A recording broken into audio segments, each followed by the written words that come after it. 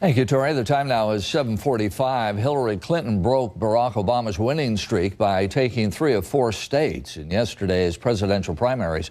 Clinton says she's the candidate with momentum now after wins in Ohio, Texas, and Rhode Island. Obama took the primary in Vermont and is playing down his losses, stressing that he still holds the lead in the overall number of delegates. Today, John McCain heads to the White House, where he'll be endorsed by President Bush. And after winning the required number of delegates to clinch the Republican nomination, his main rival, Mike Huckabee, has now pulled out of the race. Political reporter Mark Curtis joins us live from Dallas this morning. Mark, good morning. Ross, good morning. It was quite a night, wasn't it? I guess it was. It certainly seems that way. And Bill Clinton is probably out of the doghouse now. I'll say, you know, he was really in the doghouse after some comments he made in New Hampshire and South Carolina about Barack Obama. A lot of the party leaders, it wasn't just Hillary Clinton that was mad at him, a lot of the party leaders wanted him to clam up and get out of the way. Well, he came back in this race, came full force and just was relentless, like the Energizer Bunny, campaigning back and forth across Texas, one of the hugest states in the nation, and it really paid off for the Clintons. Now, there is some speculation. I want to play this commercial. There's some speculation the commercial called the 3 a.m. TV spot really did it for Hillary in Texas. Let me play it for everyone, and then your comments.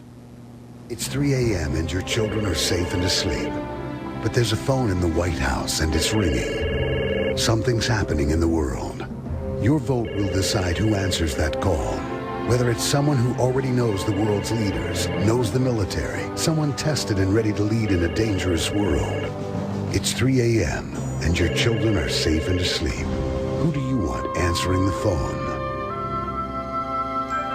I'm Hillary Clinton, and I approve this message.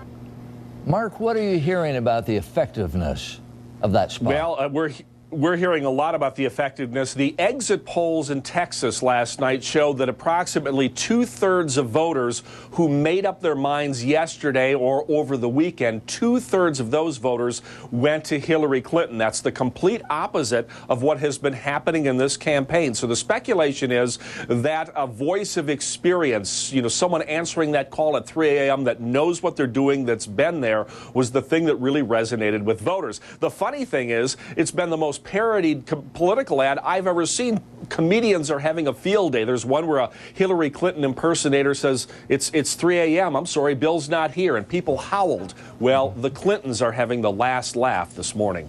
All right.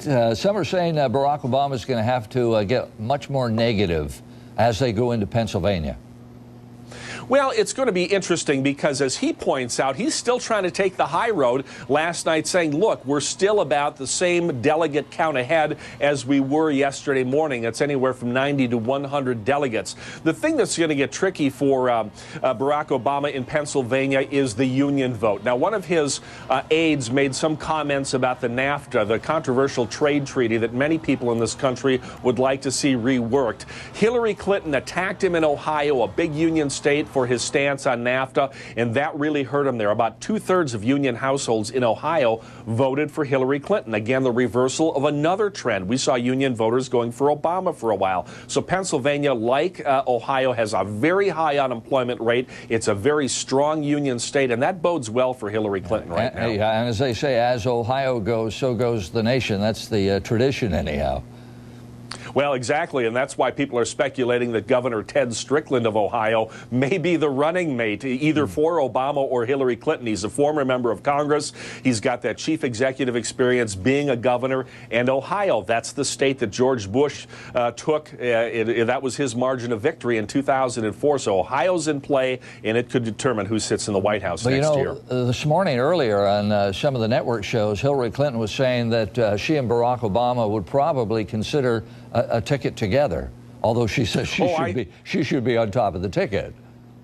Well, and I think they have to look at all possibilities. The question becomes, what states can they bring to the table? Hillary Clinton would likely win her state of New York. She grew up in Illinois, so she might already have Illinois in her bag of delegates for November if she is indeed the nominee, which raises the question, why does she need a Barack Obama? Then you have to start looking at other states she needs to win, and Ohio is at the top of the list, and that's why people are talking perhaps Governor Strickland. He's not well known now, but boy, you're going to hear that name a lot. All right. right, I got to go, but give me your quick reaction on John McCain going to the White House. Does he really want that endorsement of the president?